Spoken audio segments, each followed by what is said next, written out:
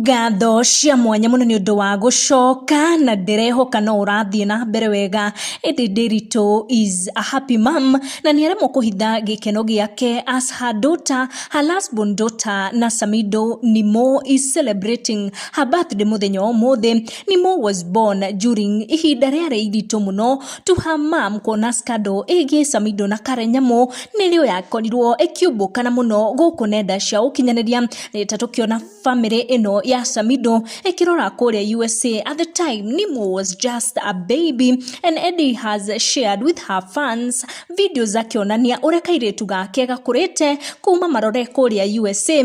Oroho aremwo ni kuhitha gikeno giake celebrating her second daughter, her second birthday, na kugerera nenda ciake cia ukinyaniria ni agikorwo akimandika ndomereri. Edday akionania ati Nema, she is a happy mom, akimandika this special message to her daughter, and I quote, "On this day 2 years ago, God blessed us with sweet little princess at Nimo Mushoki. You are the most precious gift that God gave us. As I celebrate your birthday, I pray that God will bless you with good health, protect you from the evil one. May you forever shine and sparkle like a star. Nothing but prayers, power of prayers, answered prayers. Nimo Mushoki, happy birthday." And also akiendithiria mashabiki ake a happy Easter. Edday fans hamwe na celebs Gucanjamura have joined Edday in celebrating her daughter birthday iria agikorwo ikiuma muthenya wa umuthi the 31st of March